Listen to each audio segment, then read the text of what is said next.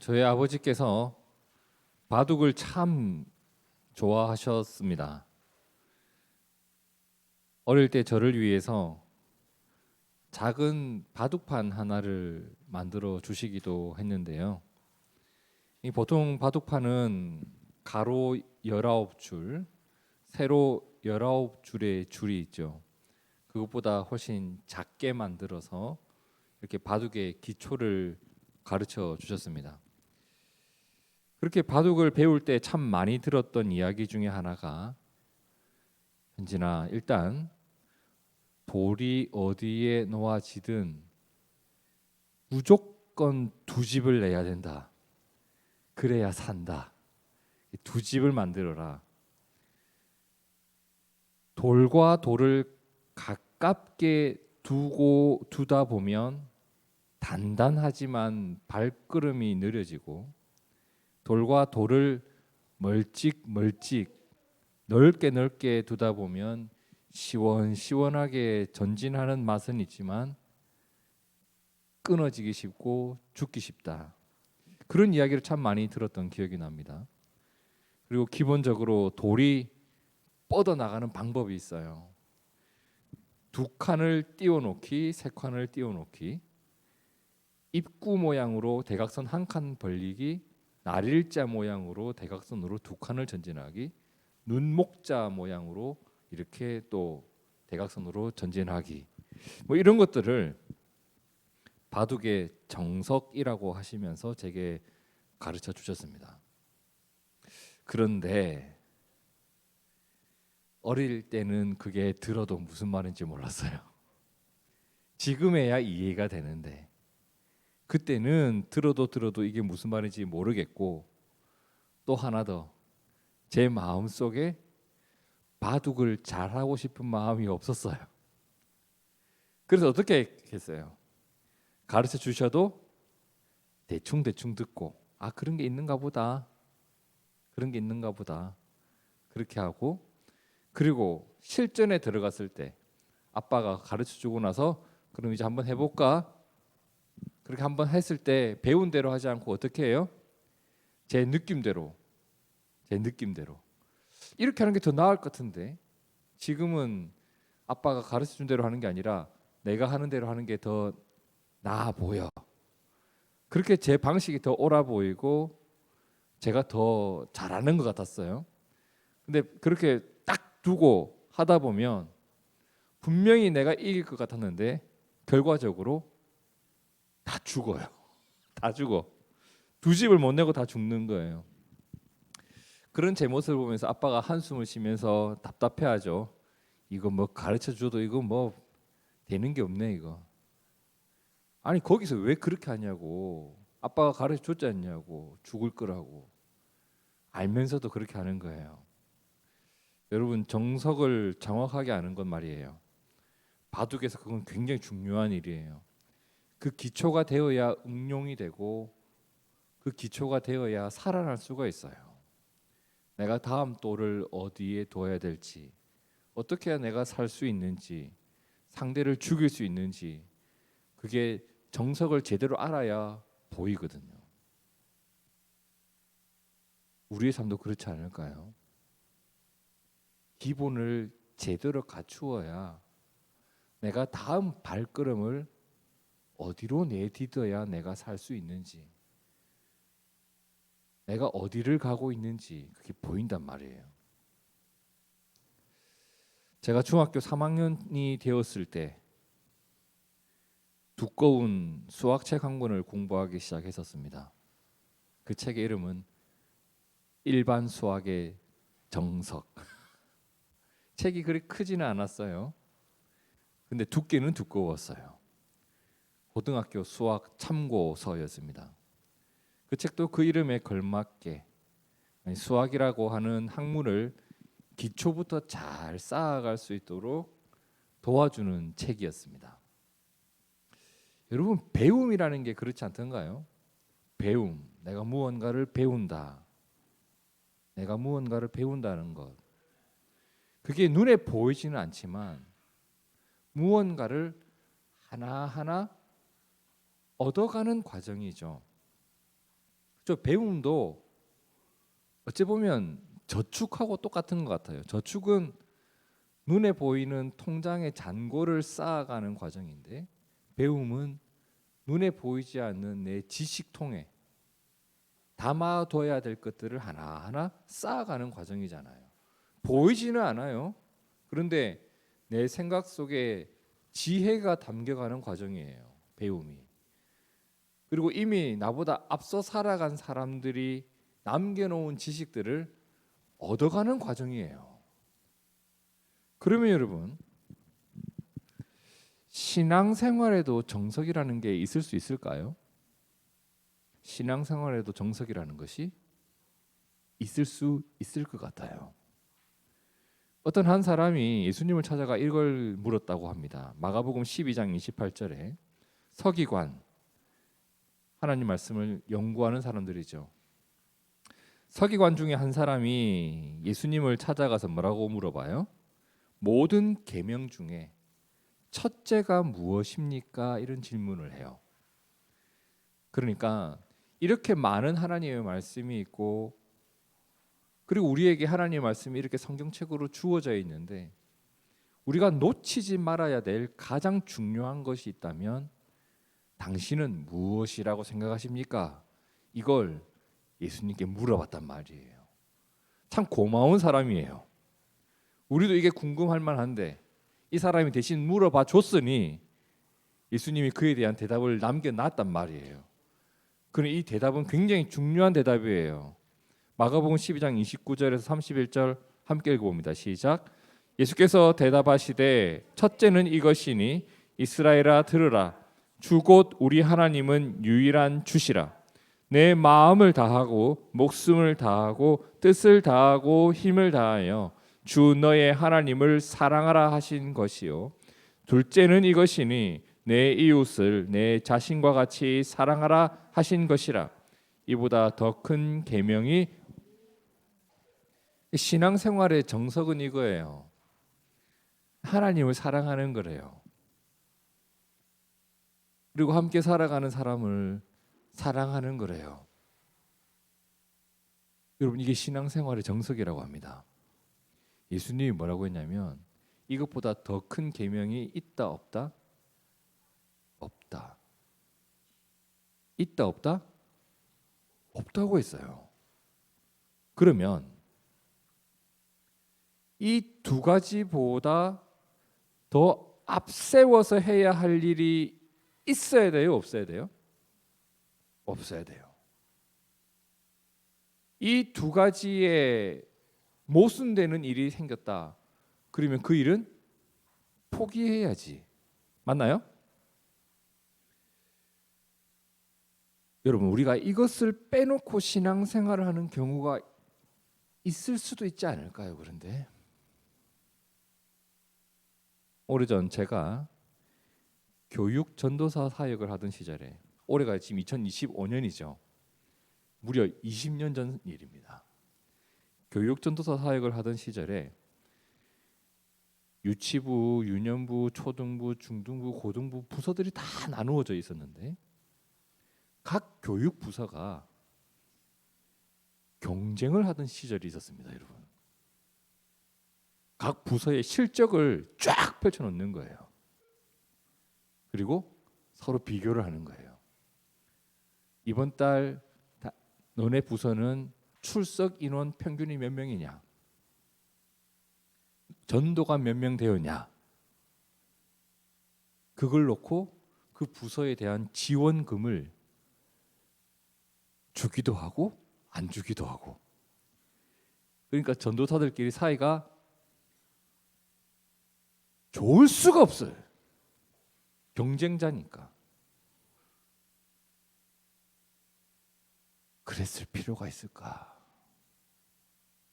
옆 부서에서 저 남양주 야외로 회식을 갔대요. 그러니까 이제 제가 맡고 있는 부서 선생님들이 와서 물어보는 거예요. 전도사님, 우리도 회식 갑시다. 쟤네들만 입입니까? 우리도 맛있는 거 먹을 줄 아는 입이 있습니다. 그래서 돈 많으시면 가서 사먹고 오세요. 그랬어요. 교회에서 우리가 뭐 좀 했다고 회식을 해야 되겠습니까? 주님께서 그 일을 보고 기뻐하실지 저는 진심으로 의문이 됩니다. 그들은 그들의 상급을 이미 회식으로 다 날려먹었습니다. 선생님들은 저 앞에 가서 각자 돈으로 짜장면 한 그릇씩 드시고 집에 가시면 되겠습니다. 그러니까 부장님이 얼마나 답답해 하겠어요. 뭐 전도사가 저렇게 고리타분하냐. 그런데 그런 회식을 어디서 했다. 뭘 받았다. 뭘 했다. 다른 부서에서 그렇게 하는 게 그렇게 샘나는 거예요. 성가대도 일부 성가대, 이부 성가대가 있는데 일부 성가대가 가운을 바꿨네요. 새 걸로. 우리도 바꿔달라고. 우리도 바꿔달라고. 서로 시기하고 하는 게 보이는 거예요. 안타까운 거예요. 우리 부서의 부흥보다 그 가운 하나 바꾸는 것보다 더 중요한 게 뭐예요? 하나님을 사랑하는 거라고. 그게 무슨 상관이 있어요? 하나님 사랑하는 거하고. 가운에 곰팡이가 펴 있어도 그걸 입을 줄 아는 게 하나님을 사랑하는 자가 할 수 있는 일 아니겠어요, 여러분? 우리가 이웃을 사랑하라고 했는데 옆 부서가 잘 되는 게 왜 그렇게 질투가 나? 만나고요. 여러분, 그리고 교회를 다니다 보니까 저도 얼마나 많은 행사를 했는지 모릅니다. 제가 이제 전도사 사역 시절이 아니라 청년 시절이 저에게도 있었는데 교회에 얼마나 많은 행사를 했는지 몰라요. 각 행사를 하면서 그렇죠. 청년들은 항상 그런 노동력 제공의 거의 기둥입니다. 그죠? 막 책상 나르고 의자 나르고 의자 200개씩 300개씩 나르던 기억이 나요.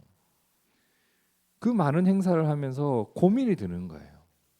이 행사의 목적과 목표는 무엇일까? 이 일들을 하면서 우리가 해내야만 하는 어떤 그런 결과물은 무엇일까? 이런 고민을 하면서 행사를 했단 말이에요. 목회자가 되고 나서도 그런 거예요. 왜 교회에는 이런 행사가 있을까? 뭐 때가 되면 행사를 계속해요. 막 봄나들이도 하고 여름 수련회도 있고. 근데 진지하게 고민이 되는 거예요.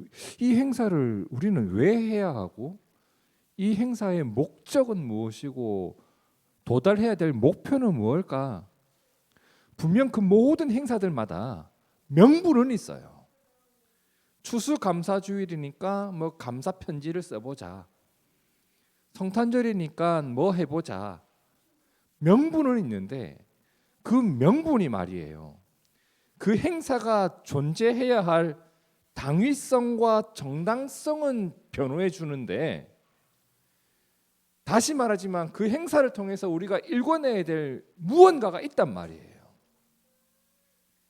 일어나야 할 일은 하나님을 사랑하는 것이고 이웃을 사랑하는 일이 나타나야 돼요. 이것보다 그 행사가 앞서 있는 경우가 있어요.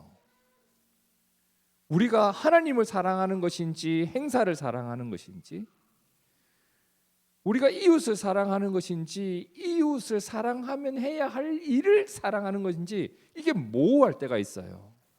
이 말이 이해되시는지 모르겠지만 분명한 것은 우리의 신앙생활은 하나님을 사랑하는 자리와 이웃을 사랑하는 자리 안에 있어야 돼요. 그게 예수님이 가르쳐 주신 우리의 신앙생활의 정석이라고요. 이것에 조금 더 구체적으로 오늘 말씀 본문 요한일서 5장 3절은 이렇게 말씀하는데 하나님을 사랑하는 것은 이것이니 뭐라고 했어요? 우리가 그의 계명들을 지키는 거래요. 여러분, 하나님을 사랑하는 것은 입술로 하는 게 아니에요. 하나님 사랑합니다. 하나님 사랑합니다. 그건 입술로 하는 게 아니라 그의 계명들을 지키는 내 마음과 삶으로 나타나요. 그의 계명들은 뭐가 아니라고 해요? 무거운 것이 아니로다. 제가 이 말씀을 생각하면서 이런 거 아닐까 하는 생각을 해봤어요. 여러분, 일은 관계에 의해서 가벼워진다. 제가 길을 가는데 갑자기 모르는 사람이 저한테 5천 원만 좀 달라고 하는 거예요. 왜죠? 왜죠? 그 일은 무거운 일이라고. 근데 제가 집에 있는데 은찬이가 아빠 저 5천 원만 주세요 라고 하는 거예요. 일의 무게가 다르단 말이에요. 왜? 아들이 달라고 하니까. 반대로 은찬이가 길을 가는데 어떤 아저씨가 애야 그거 좀 가져와봐 하면 왜요? 왜요라는 말이 나오겠죠. 근데 제가 같이 둘이 은찬이하고 가다가 은찬아 저 좀 가져와 하면 예 한다고요. 왜요? 예. 이게 무엇 때문에 바뀌어요? 관계 때문에 바뀐 거라고. 내가 너무너무 싫어하는 사람이 있어. 직장에도 미운 사람이 있고 그렇잖아요. 그 사람이 저에게 물 한 컵만 주실 수 있을까요? 하면 그 일도 무겁게 느껴진다고. 근데 내가 존경하는 누군가가 이것 좀 도와줄래? 라고 하면 해드리고 싶어. 오히려 해달라고 하는 것보다 하나를 더해서 해드리고 싶어져. 그럼 하나님을 사랑하는 자에게 나타나는 일이 뭘까? 하나님을 사랑하는 자에게 나타나는 일이 뭐겠어요? 하나님을 위해 하는 일이 가벼워진다. 교회를 사랑하는 자에게 나타나는 일이 뭐겠어요? 교회를 위해 하는 일이 가벼워요. 가벼워. 그리고 그렇게 가벼운 마음으로 그 발걸음을 내딛다 보면 알게 돼. 무엇을? 그 일이 내 삶을 승리로 이끌어가는 인생의 정석이라는 걸 알게 돼요. 이어지는 4절과 5절 함께 읽어볼까요? 시작. 무릇 하나님께로부터 난 자마다 세상을 이기느니라.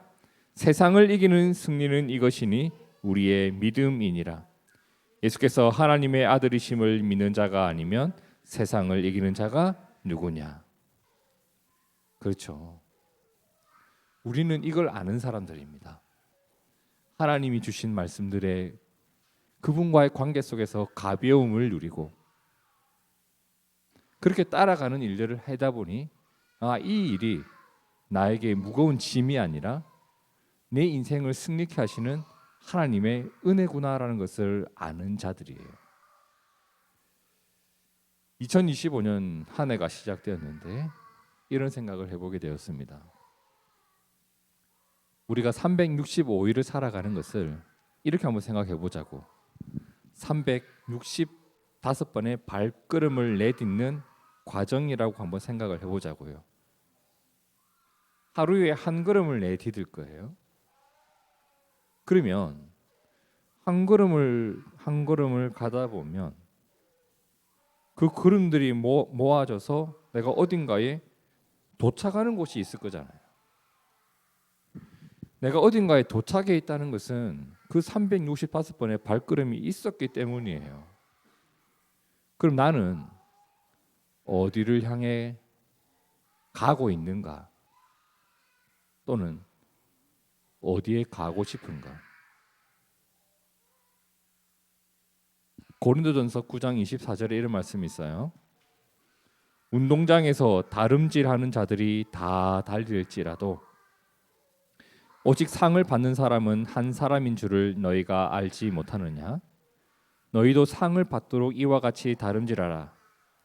이기기를 다투는 자마다 모든 일에 절제하라니 그들은 썩을 승리자의 관을 얻고자 하되 우리는 썩지 아니할 것을 얻고자 하노라. 그러므로 나는 다름질하기를 향방 없는 것 같이 아니하고 싸우기를 허공을 치는 것 같이 아니하며. 성도 여러분, 이게 중요해요. 우리의 신앙생활이 향방 없는 모습, 허공을 치는 모습이 되면 안 돼요. 오늘의 믿음으로 내딛는 오늘의 발걸음, 그 발걸음 속에 담겨 있어야 할 마음이 있어야 하고 그 발걸음을 통해서 도달하고자 하는 곳이 보여야 돼요. 예수님은 우리에게 하나님을 더 사랑하는 자리로 그 발걸음이 옮겨져 가야 된다. 그러니까 교회에서 신앙생활을 하면 할수록, 어떤 행사를 하면 할수록, 예배를 드리면 드릴수록 우리가 더 도달해야 될 지점은 이 부분이에요. 향방 없이 예배를 드리는 것이 아니에요.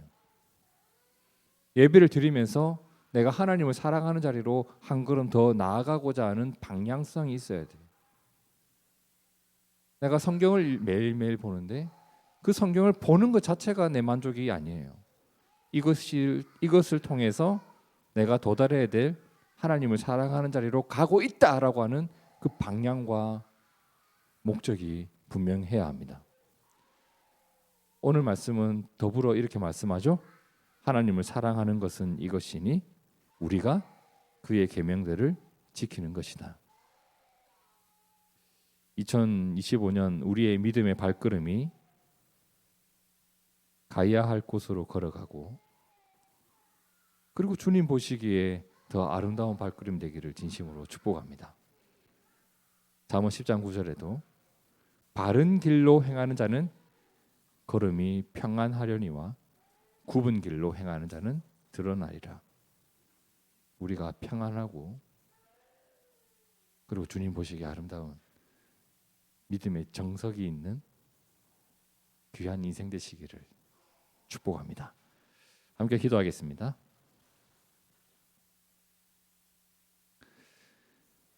하나님 아버지, 새해가 이렇게 시작되었는데 이 시기에 우리가 돌아보는 것이 있습니다.